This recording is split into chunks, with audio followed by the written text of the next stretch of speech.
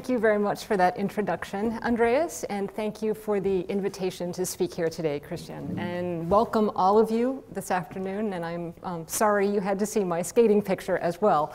But it is true. That is the reason why there is a dance theme to this talk, and you will see that the dance theme will be woven through as we go through the whole presentation.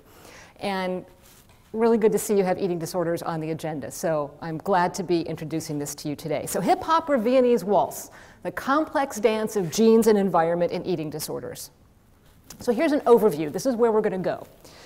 We're going to start with the disorders. For those of you who are less familiar with eating disorders, I'll briefly go through what the disorders are, talk about some myths about eating disorders that we need to bust, talk about what I consider to be the fundamental question that we need to address, talk about our cycle of risk paradigm that really had its birthplace here in Sweden, talk about genetic factors, perinatal factors, birth outcomes, childhood exposures, animal models, translational implications. I know it sounds like a lot, but it will all make sense when I put the model together. And finally, what does the title of this talk mean?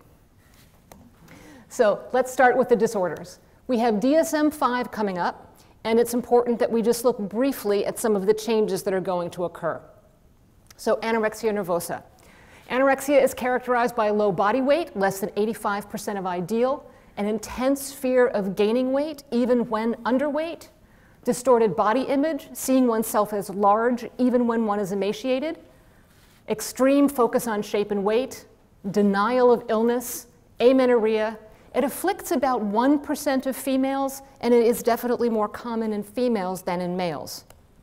What's happening with DSM-5 is that amenorrhea is going away, and this makes perfect sense, because most of the data suggests that there are absolutely no differences between people who have anorexia with and without the amenorrhea criterion.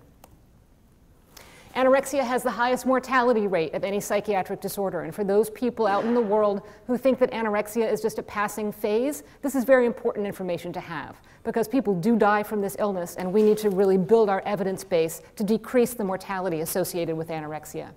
It's about 5% per decade of follow-up, with a standardized mortality ratio somewhere between 6.2 and 10.5. And suicide is very high. The risk of suicide is 56 times, almost 57 times more likely in someone with anorexia than in a healthy age-matched peer. And a BMI less than 13 leads to increased risk of sudden cardiac death. Some of you may recognize this is Isabella Caro. She was a French model who actually spoke out against anorexia nervosa, but died of a lung infection in 2007. Anorexia, for those of you who work with it or are afraid to work with anorexia, is a perplexing, intriguing, harrowing, frightening, and sometimes very frustrating illness. I've been fascinated with anorexia nervosa since 1982 when I first set foot on an eating disorders unit, and have been interested in trying to understand it and treat it ever since. Bulimia nervosa, the sister disorder, is marked by recurrent binge eating, which is eating an unusually large amount of food in a short period of time, coupled with a sense of loss of control. And that comes paired with compensatory behavior such as vomiting, excessive exercise, fasting. Also, extreme focus on shape and weight, somewhat more common than anorexia nervosa, 1.5 to 2%, and again, more common in females than in males. Binge eating disorder? Oh, sorry. The frequency criteria is going to go down. So in DSM-5, we'll be looking at once a week for 3 months in terms of how many times you need to do the behavior in order to have a threshold diagnosis. Binge eating disorder is that same recurrent binge eating, but in the absence of compensatory behaviors. People with binge eating disorder are often, but not always, overweight or obese. They're distressed by the binge eating. It is more common. This is the most common eating disorder, afflicting about 3.5% of women, 2% of men. And the DSM-5 changes. The criterion is going to be once a week for 3 months, so becoming less frequent. And they're going to be adding the word regular in here, no regular compensatory behaviors. And the next disorder that we'll talk about today is EDNOS, or eating disorders not otherwise specified of the purging type. And this is recurrent purging in the absence of binge eating. So compensatory behaviors such as vomiting or laxative abuse afflicts about 1.5 to 2% of females, although I hear it's vanishingly rare in Sweden. And it is also more common in females than in males. Let's start with some myths. And this really goes back through my history of work in this field. First off, families were blamed for causing eating disorders. We thought that controlling families somehow were at the root of these disorders. Ended up being just because these were the families that could make it to treatment, and frankly, few people thought about the impact that anorexia has on families, rather than that these family structures actually led to the development of eating disorders. Second myth, that anorexia nervosa is somehow a choice. And I think parents get trapped in this often, saying things like, why doesn't she just choose to eat? Or why doesn't she just choose to not binge? Well, it's not just a choice. And hopefully by the end of this talk, you'll have a greater appreciation of the genetic and biological components that contribute to etiology of anorexia nervosa. Third myth to bust is that anorexia nervosa is the province of white upper middle class girls only. This is a picture of a bunch of American debutantes who are being outed to the world. They are now free to be dated by gentlemen in the community, and this is the kind of clothes that they wear at their debutante balls. We know now that anorexia nervosa does not discriminate. It goes across the age spectrum, across sexes, and across socioeconomic stratus, and across all racial and ethnic groups. Society is to blame. Yes, society is to blame, however, not solely. And in fact, one of the things we need to look at is why the sociocultural myth has really persisted for so long. I'll talk about that in a few more slides. And finally, like just about every other disorder in psychiatry, the myth that mothers cause anorexia nervosa. Moms were to blame, again, for being over-controlling, and the belief somehow that the only way these young girls could get control of something was by controlling what went into their mouth. Again, mom is not at fault. If anything, moms and dads are our best allies in treating anorexia nervosa. The reason some of these myths have persisted is what I call the tyranny of face validity. And starting with blaming the mother and the family, we have gone through refrigerator moms when it comes to autism, thanks to Bruno Bettelheim. We have gone through schizophrenogenic moms, thanks to Frieda Fromm-Reichmann for schizophrenia. And not completely blaming Mnuchin, but a lot of it did start with his observations. We have blamed families for anorexia nervosa. In terms of society, I think this holds a certain face validity for the public because they see Twiggy. They started hearing about eating disorders around the time that Twiggy was popular. They see Kate Moss and Calvin Klein. They see the models on the runway. And there's a logical connection in their mind between this type of thinness and anorexia. What they don't see is the difference between Twiggy and this. They don't understand that anorexia goes so far beyond those societal portrayals of thinness to has gone far beyond where anyone would choose to go. But that is the tyranny of face validity. So the fundamental question that I'm interested in asking in the long term is this. For anorexia nervosa, you have ubiquitous exposure to societal pressures, but a rare outcome. So for the next 3 slides, I'm going to talk about the same group of 100 12-year-old girls. So you have that group of 100, all of them go on a diet. Most of them find that diet unpleasant. It's not something they enjoy at all. They want ice cream, they want something fun to eat. One, however, when she restricts her caloric intake, finds relief from her anxious dysphoria. This is the temperament that she was born with. But she, unlike the rest, finds dieting to be negatively reinforcing because it removes that negative dysphoria that she walks around with. It is also simultaneously positively reinforcing because the other 99 girls praise her for having lost weight. So you have this double reinforcement, negative reinforcement for removing the anxious dysphoria, positive reinforcement because societally it's always viewed as positive to lose weight when you go on a diet. That one girl out of 100 is the one who develops anorexia nervosa. Bulimia nervosa, impulse discontrol, but still an uncommon outcome. Same 100 girls. One of them is an early adapter. She tries smoking, she tries drinking, she goes on that diet, she might have some early sexual encounters. She also notices her tendency maybe to gain weight a little bit faster than her peers and is uncomfortable with that. She goes through puberty earlier. When she goes on that diet with her peers, her appetite breaks through. She just can't handle the dieting. She's impulsive and inhibited, and in the words of a very eloquent patient of mine, when she's at a party, she feels simultaneously like a wallflower and like she wants to dance on tables. So she has these two opposing forces inside her temperamentally at the same time. And she is the one, out of that 100, who goes on to develop bulimia nervosa.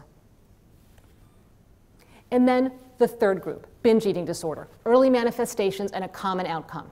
Same 100 girls, 2 already at this age are displaying loss of control eating. They might be taking cookies up to their bedroom. They might be hiding candy under their beds. They're both over the 100th percentile in weight. They too have gone through early puberty, and those are the ones who go on to develop binge eating. Now, we have not yet done the seminal prodromal studies that can say, who are these people? How can we identify them early and then go on to prevent the development of eating disorders? But from my perspective, this is the fundamental next question that we need to address in eating disorders research. In the meantime, what I'll introduce you to and walk you through is the cycle of risk paradigm that we've developed to illustrate how eating disorders travel across generations and through families. And this cycle of risk, again, was born in Sweden. And what we were looking at is that mothers with anorexia nervosa are more likely to experience labor and delivery complications and have children who are premature and small for gestational age. But we also know that prematurity and being small for gestational age are risk factors for the later development of anorexia nervosa. So we saw one mechanism whereby this might be perpetuated across generations. We, of course, have made it much more complex since then. So what I'm going to do is take you through 2 superimposed models, an anorexia nervosa model and a binge eating disorder model. Everything above the yellow line is pregnancy exposures, and everything below the yellow line are childhood exposures. So here's anorexia. So we start with anorexia nervosa, and then during pregnancy, we posit that mothers with anorexia may have experienced undernutrition and inadequate weight gain during pregnancy, which itself can lead to labor and delivery complications and babies that are small for gestational age. And then those children grow, and the issue is, during childhood, do we find that mothers with a history of anorexia engage in restrictive feeding practices, or if they're still suffering from eating disorders, might they be modeling maternal dietary restraint to their children? Now, a caveat. This is not a mother-blaming cycle. This is a way to break the cycle and to provide mothers with histories of eating disorders with assistance all the way around the cycle, which we will illustrate as we go through the talk today. The binge eating disorder cycle is a little different. We're going to start here with maternal binge eating. And during pregnancy, what we're positing here is that we'll see greater gestational weight gain in these women, nutritional dysregulation during pregnancy, and persistent binge eating while they are pregnant. That will lead to different labor and delivery complications, which include babies who are large for gestational age. And then during childhood, wondering and hypothesizing that moms may use food as a reward and that they might still themselves be suffering and again displaying binge eating in the home. So the children would be exposed both to genetic and environmental risk factors. So our goal then was to really unpack this cycle and do studies at each node along the way to illustrate and to look at the various hypotheses that we forwarded. So what I'm going to do is take you all the way around the cycle and talk about the different studies that we've done to address each of these nodes. We'll start with genetics, right there. Now, this is the history of psychiatric genetics and eating disorders in a very quick presentation. First off, we know eating disorders run in families. If they didn't, there would be no reason to be doing all these genetic studies that we're doing. So the relative risk is about 10 to 20 for anorexia nervosa, and for binge eating disorder, about 2. What family studies traditionally can't tell us is why a disorder runs in families. To what extent is this due to nature? To what extent is this due to nurture? So we moved on to about a decade of twin studies, many of which occurred with the Swedish twin registry. And we know from multiple studies across multiple countries, all with European ancestry populations, that anorexia and bulimia are heritable. The genetic component is somewhere between 40 and 80%, and for binge eating disorder, about 40 to 60%. What twin studies have not shown us is which genes are operative and what they do, how they influence risk for eating disorders. So we moved on to some linkage studies. There have been 2 linkage studies conducted for anorexia nervosa, 1 for bulimia nervosa.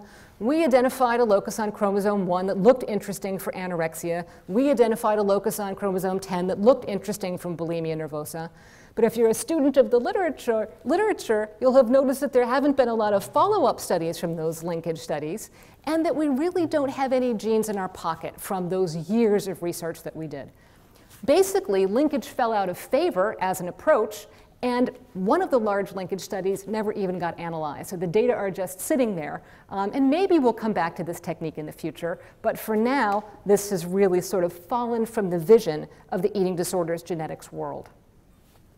We then moved on, like every other psychiatric disorder, to this parade of single gene candidate gene studies. And for a single gene candidate gene study, you need some a priori knowledge of the biology. You're predicting the same old genes, always a serotonin gene, a dopamine gene, an opiate gene. But as always, they're all underpowered. We have no replications, and we have no unique, reliable findings for any of the eating disorders from candidate gene studies. Doesn't stay this depressing. We then moved on now, and I'll tell you about an ongoing study, to Genome-Wide Association. So we have 1 relatively small Genome-Wide Association study completed, and 1 that we've just finished the analyses on. And after that, the next phase is going to be actually looking at gene expression and looking at epigenetic studies in anorexia nervosa. So that is the cascade of the history of psychiatric genetics and eating disorders. For today, we'll talk briefly about GCAN, or the Genetic Consortium for Anorexia Nervosa. Our goal in GCAN was to find unequivocal evidence of associations between DNA sequence variations in anorexia nervosa. And the primary GWAS was genotyping on female anorexia cases using the Illumina 600W quad array and ancestrally matched controls. And that becomes important when you see how many countries have participated in this study. Our cases were all DSM-4 anorexia nervosa or bulimia with a clear history of anorexia nervosa or EDNOS of the anorexia type. All samples had structured interviews or questionnaires based on DSM. They were all female participants, they were all European ancestry, and they all had biobanked and consented DNA samples. We were not funded to do controls. So we were in a very complicated position of having to find ancestrally matched controls for each of the countries that participated that were genotyped on similar platforms, which we did. The controls were not screened for anorexia nervosa, but given that it's a relatively rare phenotype, if anything, that's a conservative bias, so we weren't too worried about that. But we took painful care to make sure that these samples were very clearly matched ancestrally, so that any results we found were due to caseness, anorexia versus not, versus Finland versus Italy, or some other ancestral-based difference. So what we have is we had 15 different countries, samples from each. Sweden is represented. And we had to do individual analyses across these different 15 strata and then put them together in one large meta-analysis. Our uncorrected lambda for the preliminary analysis was 1.024. We had one SNP, which I will show you on the Manhattan plot in a minute, that exceeded genome-wide significance. And we are now following up 94 SNPs that have p-values of 10 to the minus 4. Now, the frequency and effect size are just what you would expect for common diseases like anorexia nervosa. And here is the Manhattan plot. And you can see this lovely little outlier significant SNP out there, which, as far as I am concerned, is a false positive until proven otherwise. So we're really doing everything we can to make it go away, because the chances that that really is a true finding are very low. But there might be something in here. Even though we had almost 3,000 samples, that is still a fairly small GWAS. So what we need to do is start pulling things together to increase our N with our replication efforts and some of the other efforts doing cross-disorder studies. So replication is currently underway with 3,000 independent samples and controls using sequenome. We're also looking at doing a GWAS meta-analysis with that other smaller GWAS that was performed that will boost our N up over 4,000. Looking at CNVs, doing a whole parade of pre-planned secondary analyses, digging deeper beneath diagnosis and looking at more of some of the symptoms or endophenotypes for anorexia nervosa to see if that might clarify results at all. But most importantly, and in my mind most interestingly, doing some meta-analyses with other psychiatric phenotypes and obesity. And the point of that is that DSM is unlikely to carve nature at its joints. So what we're really interested in is all of these disorders where there is some symptom overlap. We know, for example, from Swedish research, that individuals with anorexia nervosa over the long term show increased rates of Asperger's syndrome. So we also see a lot of social cognitive deficits in individuals with anorexia that suggest that they might at least populate some similar areas of that spectrum. We know there's a lot of overlap with obsessive compulsive disorder. 80% of people with anorexia have depression, and obesity is also an interesting phenotype to look at, not because I think obesity and anorexia are opposite ends of a spectrum, but because both have core components of weight dysregulation that could conceivably be influenced by similar genes. So this is where we're headed with the genetic component next, to see what comes out of the GCAN-GWAS. I'm going to continue along the path of the cycle of risk to really go into pregnancy now. We've gone through genetics. We're going to go into pregnancy and look at this question of whether we have undernutrition and inadequate weight gain in women with anorexia, and whether we have greater gestational weight gain and nutritional dysregulation in binge eating disorder. So we're looking at perinatal factors. And this is when you know something is true. So there's a myth. The myth was that women with anorexia nervosa don't get pregnant. But in 2008, the New York Times dubbed the term pregorexia a buzzword of 2008. And once the New York Times says something's a real word, we all have to believe that it is a real word. So pregorexia, or being anorexic while pregnant, is now a real word in the dictionary. And of course, once they did that, there were just news flashes everywhere about pregnant women with anorexia and the impact that this has on their babies. So it became a thing once the New York Times made it a thing. But in the clinic, it really is an issue. So they were right. And in anorexia nervosa, we know from clinic studies and from case series that you do see inadequate weight gain. You see preterm birth, low birth weight babies, prematurity, increased risk for stillbirth, lower APGAR scores, and an increased cesarean rate. All of these are consistent with maternal undernutrition, but very few of those case series actually documented undernutrition in the moms during pregnancy. We also know that perinatal events increase risk for anorexia nervosa by 3.6%, especially prematurity and being small for gestational age, and that these findings are independent of sociodemographic confounders. To address these questions, we went next door to Norway, and we looked at the MOBA cohort, which is a birth cohort of 100,000 babies. And, the babies are really sampled from all the way across Norway. The data timeline for the MOBA study is starting at pregnancy, 0 to 40 weeks, and they're sent an invitation at their 17-week ultrasound, and they complete questionnaires at 17 weeks and at 29 weeks. And then you're also assessed at the postpartum from birth to 6 months, and then later postpartum from 6 months to 36 months. And I'll be presenting data from each of these points as we go through the rest of the talk. In the initial cohort, and what we did with this study to really do some internal validation is we divided the cohort into two. And all of the studies we did looked at the first 50,000 as the test set, and then the second 50,000 as the validation set. And given that data collection was still going on when we did the first set, we're still in the process of validating a lot of the findings with the second 50,000. But for this first part that I'll present today, in that first 50,000, we identified 44 women with anorexia, 477 with bulimia, 2,706 with binge eating disorder, and 54 with that EDNOS purging type. Our first question was, what happens to eating disorders during pregnancy? Is pregnancy a transformational event? Does it give these women a new motivator for changing their behavior or really getting treatment? Or is it a period of increased risk for the development of eating disorders? So we wanted to describe patterns of remission, continuation, and incidence of the eating disorders during pregnancy.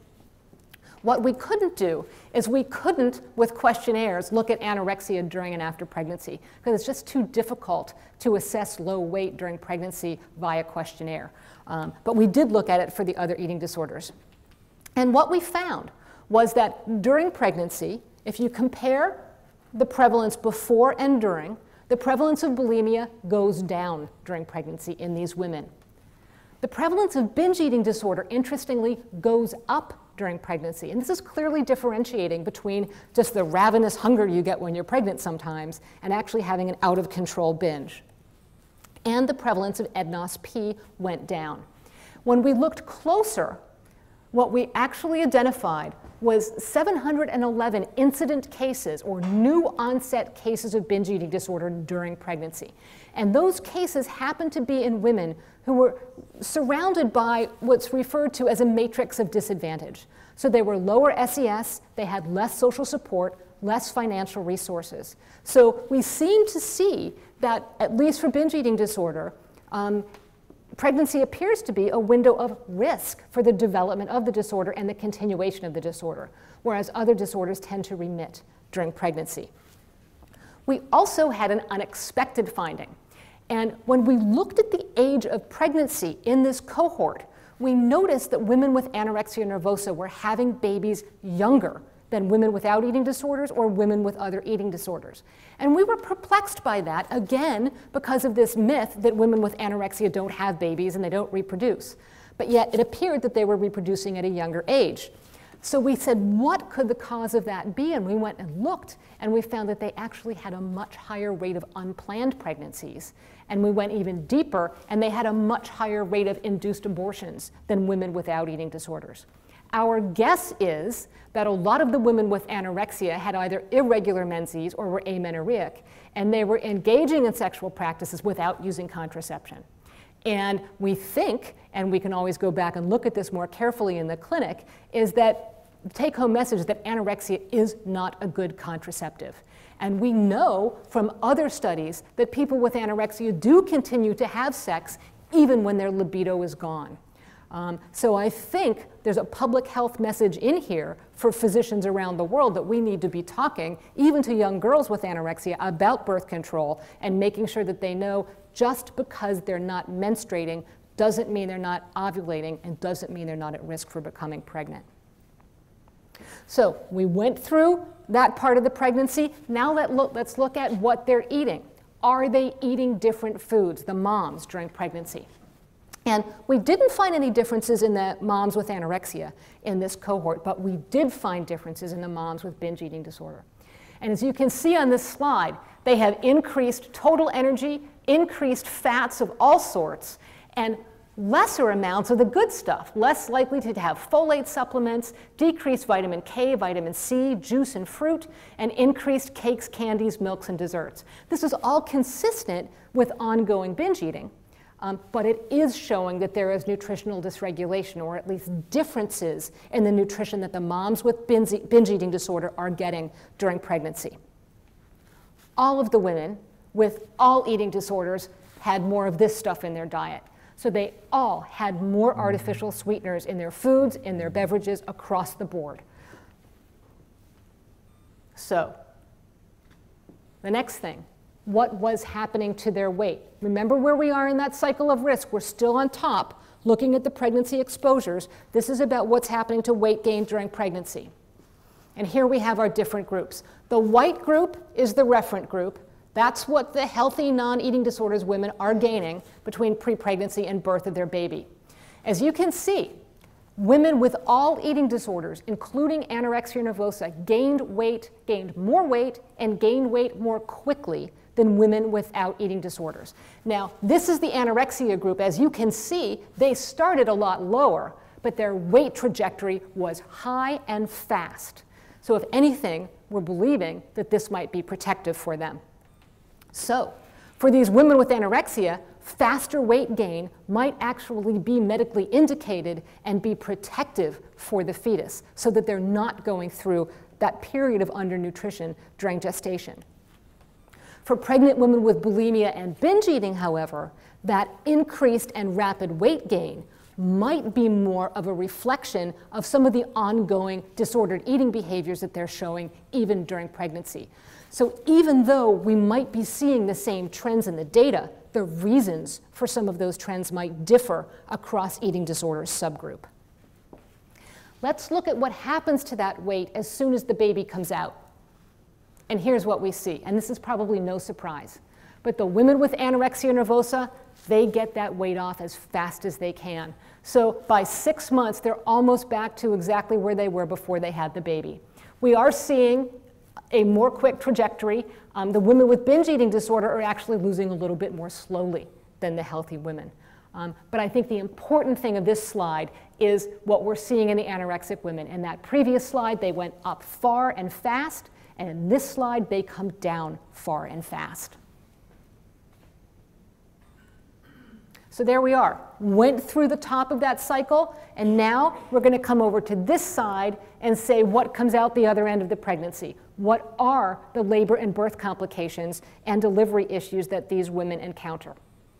So for the binge eating disorder cycle, what we're looking at is, are these babies large for gestational age, and are there labor and delivery complications? Here's our birth outcome slide. We'll start with the fact that there were no differences for anorexia, bulimia, binge eating disorder, and EDNOS-P on gestational age, on birth weight, on APGAR scores, or on mom's gestational diabetes.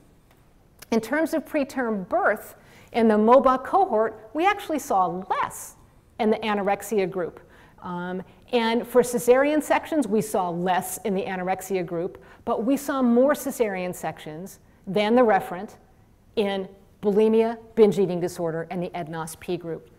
And the anorexia and the EDNOS-P group also were slow to progress in their pregnancies. And this is interesting insofar as this is a replicated finding. In a study we had done a long time ago in New Zealand, we also found slow progress in women with anorexia who were pregnant as well. I don't know what the hormonal mediator of that might be, but it is intriguing that it popped up twice in 2 independent samples. So I'll be interested in your thoughts when we get to the question and answer period about whether you can think of a mechanism for why this might be occurring.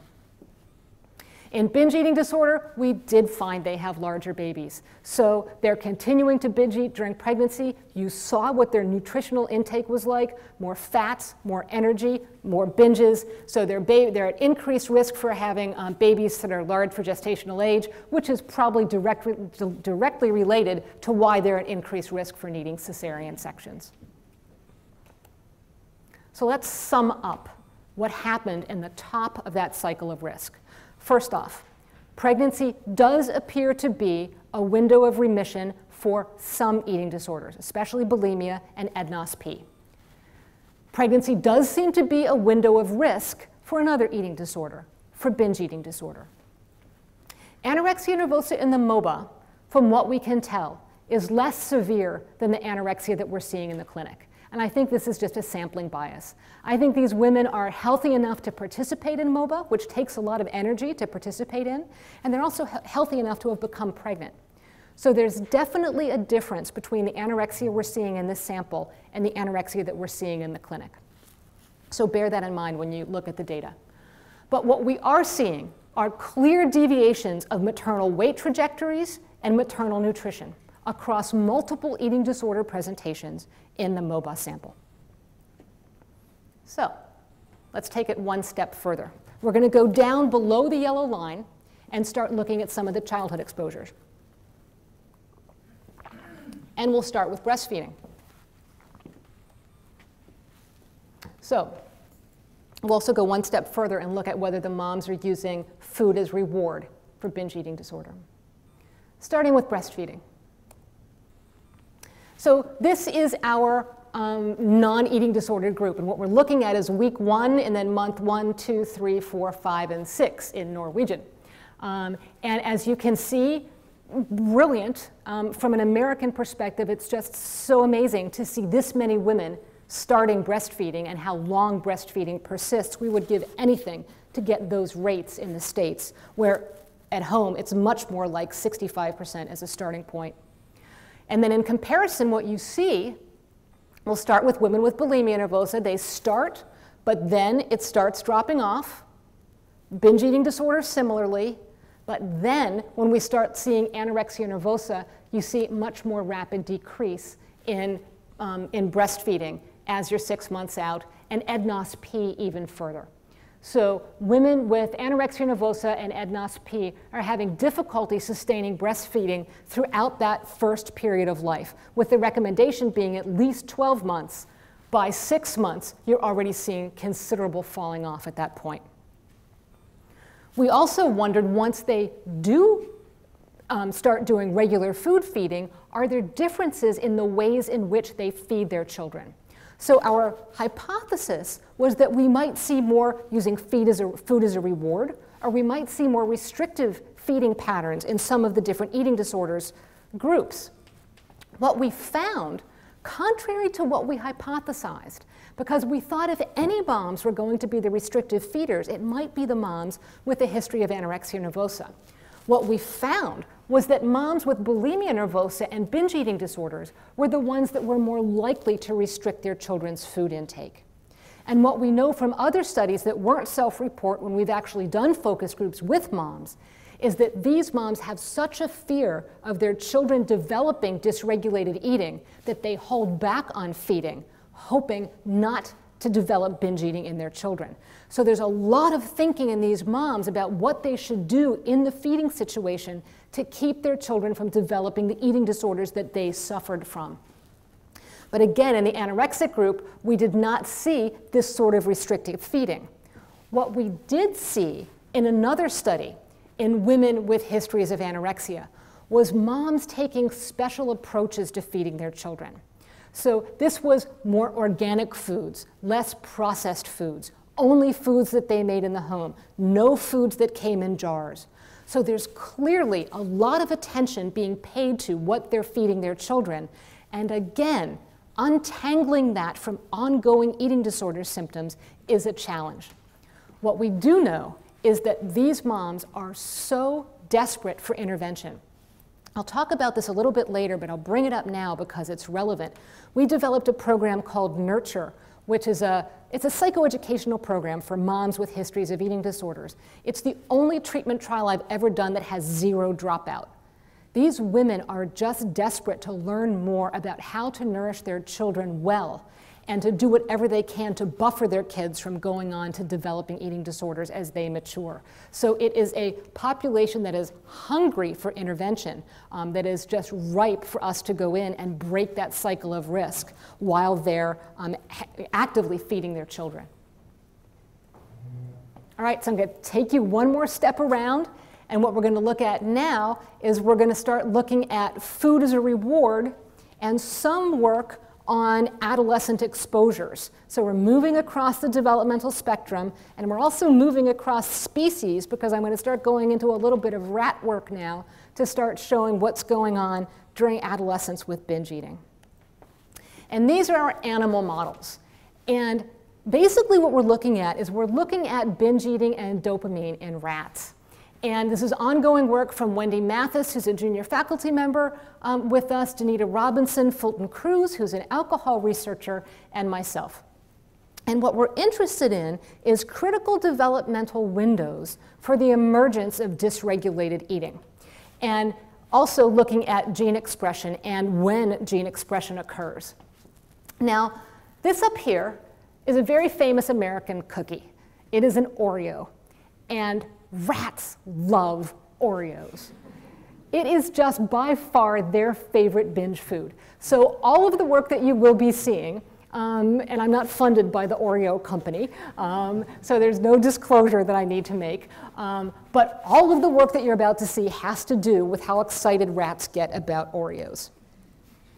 And I'm going to show you a little video. And what we know and what we have found is that binge eating is associated with changes in dopamine signaling in the rat. And we're going to talk about some phasic dopamine release in the next slide. But what I'm going to show you here is what happens to a little rat who has had previous Oreo exposure. And our question was, how can we pull apart their excitement, and yes, I'm anthropomorphizing, but their cue reactivity to the Oreo without activating their sense of taste? Because we didn't want to know what was happening to dopamine when they were eating the Oreo. We wanted to know what happened to dopamine when they were anticipating the Oreo. So this rat had previous exposure, and this is what it does when we take an Oreo, and it's a little mean, but not too mean. We crush it up, and we put it in a metal tea ball. You know what you make your tea out of?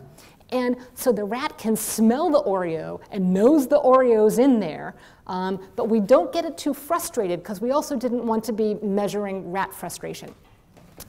So here's the excitement that you might see in a rat who knows what's in the tea ball.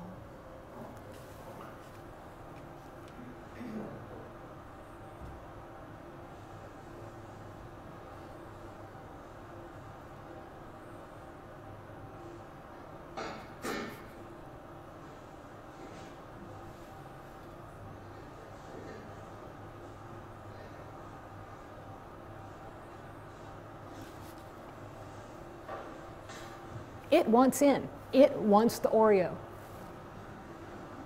In fact, we have had 2 of them actually get it open. So they are so excited by the presence of that Oreo that they have managed to get the tea ball open. So what you're going to see in the next slide is we put little holes in their head, and we put electrodes straight into their nucleus accumbens, and we measure phasic dopamine release during different phases of introducing this Oreo into their cage.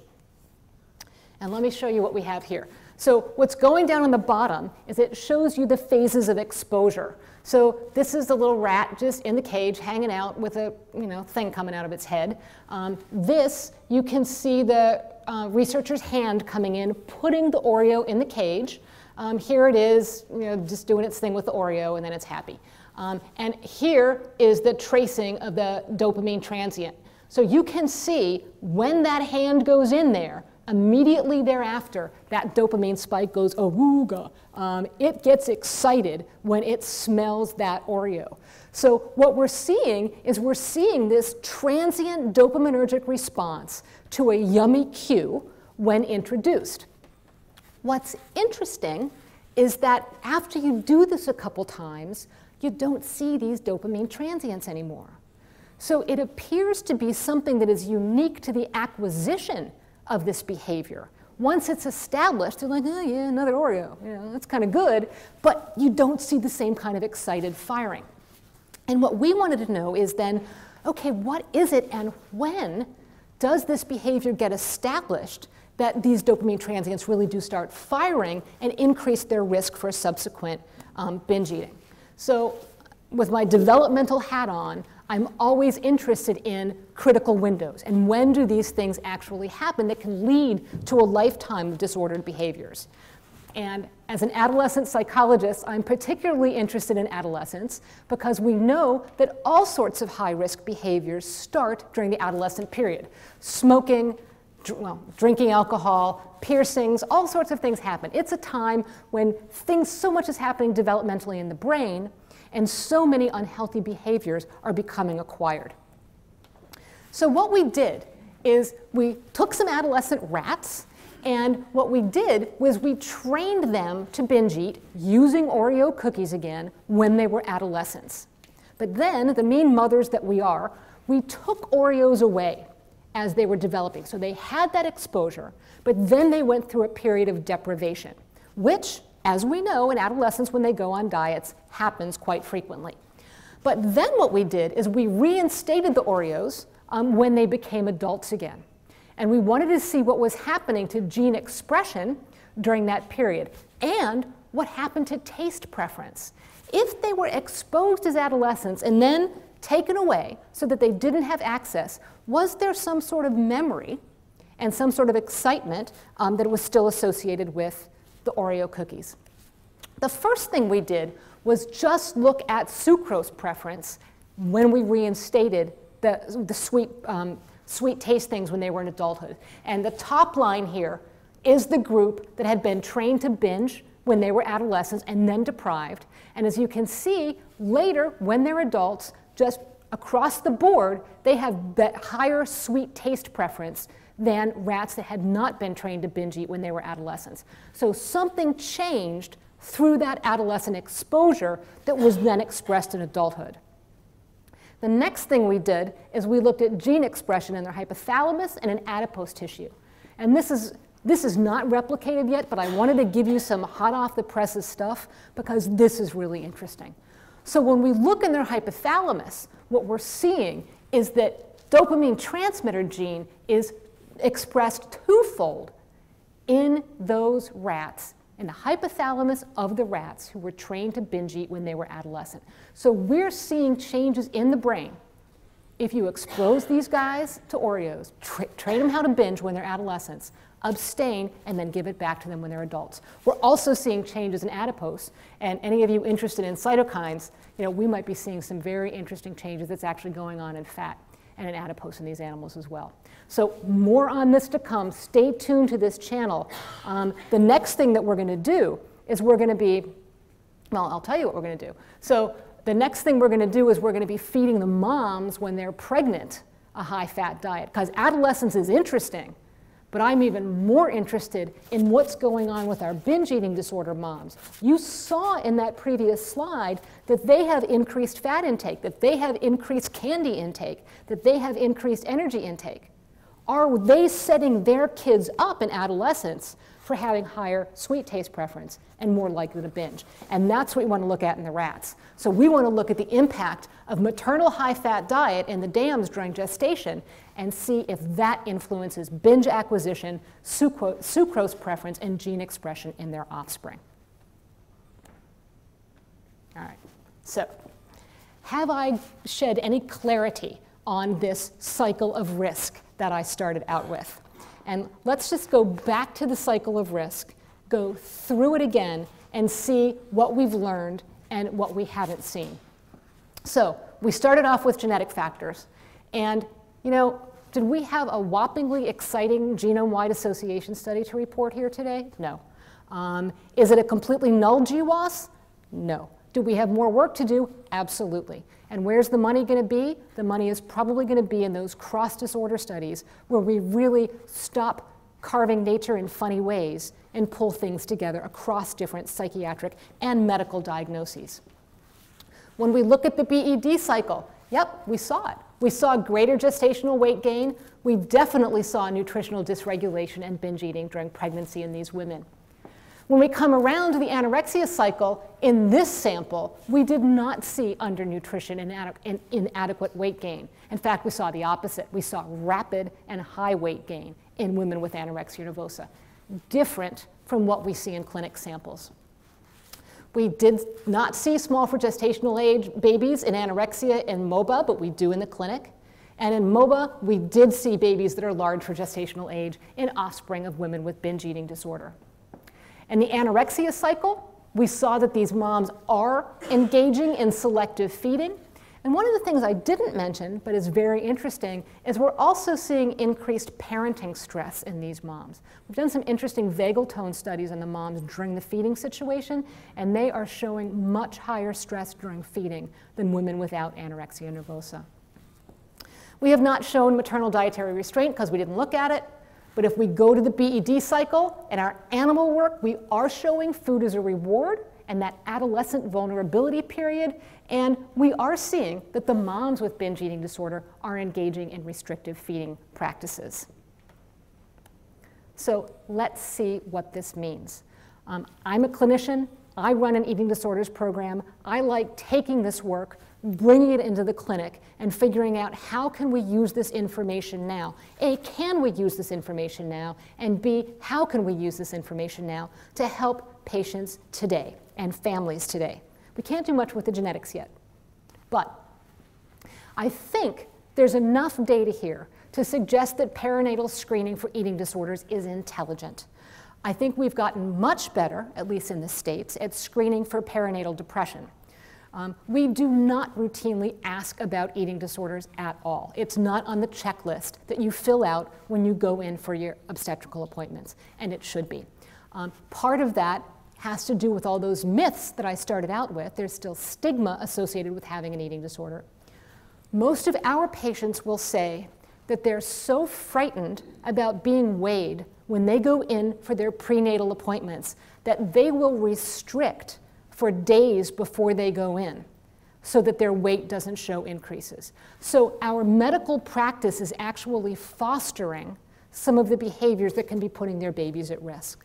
So we really need to work with the obstetricians to make this something that can be discussed so that we can screen and help these women at the time.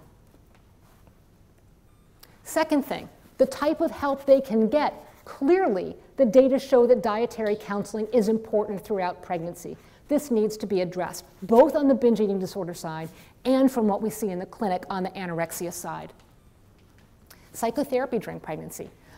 In the clinic, women with anorexia say this is one of the most terrifying things that they have ever gone through because their body is out of their control.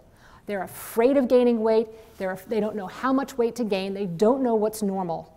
And I think, as reflected in the breastfeeding data and in the weight data, as soon as that baby's out, their reason for eating and for gaining weight is gone. And then we see a rapid return to exercise. We see that drop off of breastfeeding. So they need support throughout pregnancy and afterwards to maintain healthy behaviors to give their kids a strong start.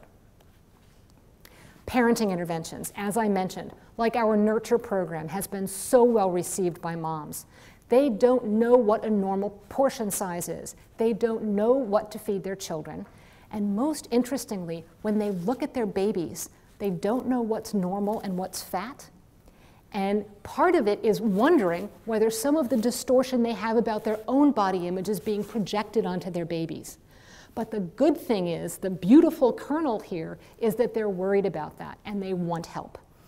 They don't often talk to the pediatricians about the fact that they have a history of an eating disorder, but if they could, it would facilitate that conversation and be able to intervene and help them judge their children's developmental trajectories more effectively.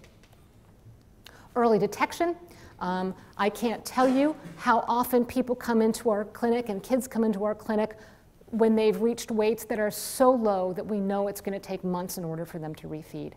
If we can detect eating disorders earlier, again, fighting some of this stigma, and working with the moms who have histories of eating disorders, we might have better outcome data than we currently have. Same thing with early intervention and building the evidence base. We've done good work. This has not been a treatment talk, but we've done good work in developing the evidence base for children and adolescents with anorexia nervosa. We've done a very bad job in developing the evidence base for adults with anorexia nervosa. And what we've seen is a complete shift in the demographic of presentation. In the past, we did see a higher percentage of adolescent patients who were coming in for treatment. And now that curve is broadening out. We're seeing more prepubertal patients, and we're seeing more people in midlife and beyond. So it's flatter, and it's going across the age span.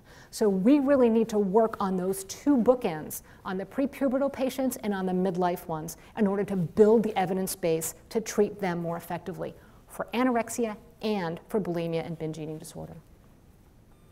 And one of the things that we've done is we've developed a couple intervention that really leverages the power of the partnership in much the same way that family-based therapy leverages the power of the family in treating anorexia nervosa in kids. So I think focusing more on the family as a solution than focusing on the family as a problem is really going to help build out that evidence base and lead to better outcomes.